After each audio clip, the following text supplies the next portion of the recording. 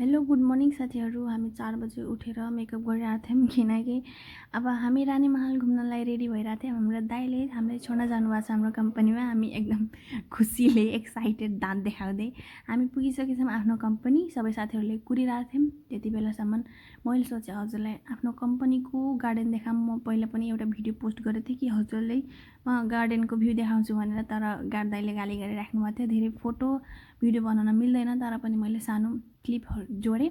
So मेरो प्यारो sister ठेकदार दाइको birthday थियो, कम्पनीको ठेकदारको बर्थडे थियो। सो हामी केक सेक काट्यौँ, लड्डु सड्डु खायौँ। उहाँ हुनुहुन्छ, उहाँको फ्यामिली अल फ्यामिली पनि आउनुभएको थियो। हामीले बर्थडे सेलिब्रेट गरेर हामी बसमा बस्यौँ। अब हामी घुम्न जानलाई एकदम एक्साइटेड भइरहेको थियौँ, रानीमहल घुम्न जानलाई। सो पछाडिदेखि कराउनु भएको थियो, हामीलाई पनि भिडियोमा देखाउनु भनेपछि। उहाँ हाम्रो कम्पनीको इन्जिनियर दाइ। हाम्रो बस अब निस्किसक्यो। अब हामी बुटवलको सिद्धबाबा निर सायद पुगिसकेछौँ। उहाँ हेर्न सक्नुहुन्छ पहाडहरू यति राम्रो। नेचर भनेपछि सबभन्दा राम्रो भनेपछि मलाई नेचर नै लाग्छ। हजुरलाई के लाग्छ कमेन्ट गर्नु होला। हामी पुगिसकेछौँ सिद्धबाबा, बुटवलको सिद्धबाबा। बसबाट धेरै देखाउन मिलिरहेको थिएन। सो मैले हजुरलाई सानो सानो क्लिप मात्रै देखाएँ। बसबाट धेरै खिच्न मिलिरहेको थिएन। उताको मन्दिरहरू पनि खिच्न पाएन मैले बसदेखि। यहाँ हाम्रो बनिरहेछ सुरङ्गहरू, के भन्छन् आई डोन्ट नो, मलाई थाहा भएन। यहाँ हेर्न सक्नुहुन्छ। सो हामी अगाडि निस्क्यौँ। यहाँ सल्लाह धुपीको प्लान्टहरू, बिरुवा बोटहरू यति राम्रो थियो, यति राम्रो सिन, यति राम्रो भ्यू आइरहेको थियो नि। एकदम राम्रो सल्लाह धुपीहरूको प्लान्ट त्यो फिल्म स्टाइल जस्तै देखिरहेको थियो। सिनहरू हेर्न सक्नुहुन्छ, एकदम राम्रो, एकदम सुकुन फिल हुन्छ। पहाडहरू, सल्लाह धुपीको प्लान्ट। यदि यहाँ भिडियोहरू गराउन आउनुहुन्छ भने झन् राम्रो हुन्छ, कति राम्रो देखिन्छ। सो फाइनल हाम्रो टार्गेट भनेपछि रानीमहल थियो। हामी रानीमहल पुगिसकेछौँ। यहाँको अगाडिको भ्यूहरू हेर्न सक्नुहुन्छ हजुरले।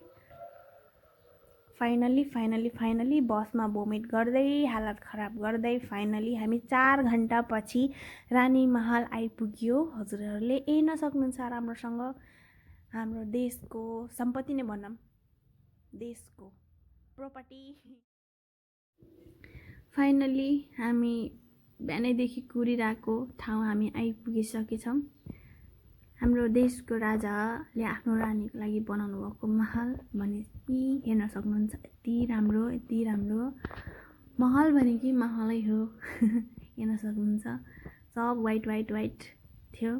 यहाँ हामी बसबाट झरिसकेछौँ। बसबाट झरेर यति फ्रेस फिल भइरहेको थियो नि। 4 घन्टा पछि हामी हालत खराब गरेर भोमिट गरेर हामी फाइनली बसबाट झरेर हामी आफ्नो टार्गेटमा पुगिसकेछौँ। सो हेर्न सक्नुहुन्छ पछाडिको भ्यूहरू, हाम्रो साथीहरू, अनि राम्रोसँग हेर्न सक्नुहुन्छ रानीमहल। सो पछाडिको भ्यूहरू देखाउँदै, सो पछाडिबाट भन्नुभयो कि हामीलाई पनि भिडियोमा लिनु भनेर। हाम्रो कम्पनीको सबभन्दा मिल्ने भनेपछि उहाँहरूसँग म धेरै कुरा गर्छु, मतलब एकदम राम्रोसँग इजिली कुरा गर्न सक्ने भनेपछि त्यही उहाँहरू नै हुनुहुन्छ। सो पछाडिको भ्यूहरू मैले देखाएँ। मलाई सबभन्दा मनपर्ने चाहिँ भनेको मलाई पछाडिको भ्यू लाग्यो है। अब हजुरहरूले मतलब कतिजना पनि घुम्न जानुभयो होला मेरो भिडियो देखेपछि, कमेन्ट गर्नु हजुरलाई कुन राम्रो लाग्यो। पछाडिको भ्यू राम्रो लाग्यो, रानीमहल राम्रो लाग्यो कि मतलब राम्रो त सबै लाग्यो, तर सबभन्दा मेन भनेपछि मलाई यो लाग्यो।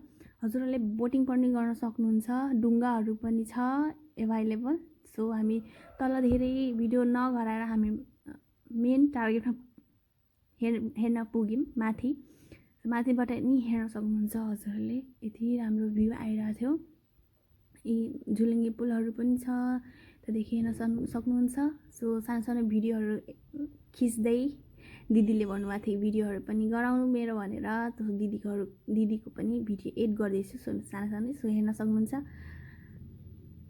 माथिदेखि। सो हाम्रो देशको राजा भनेपछि उहाँको फोटो, उहाँको घर एकदम राम्रो थियो। सबभन्दा राम्रो भनेपछि यो पछाडिको भ्यू हेर्न सक्नुहुन्छ। पछाडिदेखि यति फ्रेस हावा आइरहेको थियो, कुल ठन्डा। सो हेर्न सक्नुहुन्छ पछाडि एकदम सुनसान थियो, अलिअलि डर पनि लागिरहेको थियो। मान्छेहरू पछाडि त्यति थिएनन्। सो हामी 2 जना आयौँ भिडियोहरू खिच्नलाई। सो हाम्रो दिदीको फनी हेर्न सक्नुहुन्छ, नाच्दै बस्नु भएको। सो हेर्न यति राम्रो हावा आइरहेको थियो, फ्रेस। सायद कोही बस्नुहुन्छ सायद, त्यस्तै लाग्यो यता। सो यता हेर्न सक्नुहुन्छ फिल्मी स्टाइल सेम।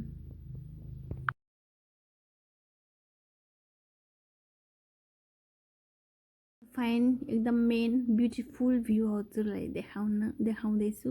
हेर्न सक्नुहुन्छ एकदम यहाँ हामीले फोटोसुटहरू पनि गऱ्यौँ पछाडि। अगाडि भन्दा हामीले मेन भनेपछि हामीले यही भ्यू क्याप्चर गर्नलाई हामी पछाडि फोटोसुटहरू पनि गऱ्यौँ, भिडियो बनायौँ। सो हेर्न सक्नुहुन्छ हजुरहरू पनि आउनु, क्याम्पिङ गर्न आउनु। दिनभन्दा राम्रो त क्याम्पिङै लाग्छ होला सायद हजुरहरूलाई, किनकि दिनमा अब घाम पनि हुन्छ, अलि त्यस्तो फ्रेस फिल हुन्न। हजुरले मर्निङ र नाइटमा हेर्न सक्नुहुन्छ यति राम्रो भ्यू सायद आउँछ होला। हामी दिनमा त गएको थियौँ, हामीलाई दिनमा पनि त राम्रै लाग्यो, तर गर्मी घाम लाग्यो अलि। पछाडिको भ्यू यता हेर्न सक्नुहुन्छ अलिअलि ड्यामेज भइरहेछ, क्र्याक हल्का ड्यामेज पनि भइरहेको थियो।